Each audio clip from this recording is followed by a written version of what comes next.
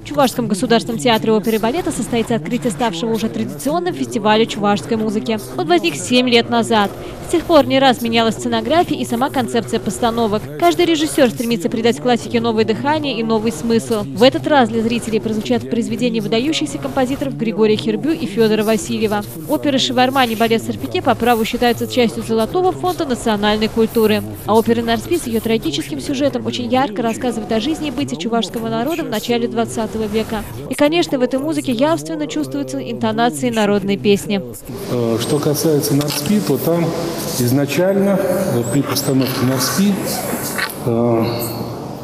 была такая установка, что это вот наша жемчужина, это наш золотой фонд, это мы трогаем очень аккуратно, это мы, так сказать, чистыми руками, стараясь не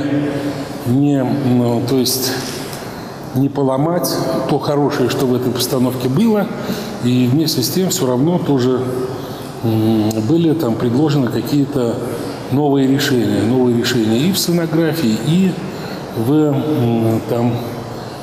режиссуре. Фестиваль позволяет собрать воедино все жемчужины чувашского искусства. Эти произведения никогда не потеряют своей актуальности. И все они были и остаются визитной карточкой Национального театра. Кроме того, такие фестивали вносят значительный вклад в сохранение чувашского языка.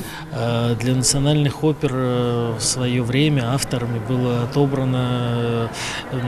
отобраны произведения, которые лежат внутри культурного пласта народа. И опять же, какие-то особенности, которые подмечали именно те авторы, которые в свое время создавали эти произведения.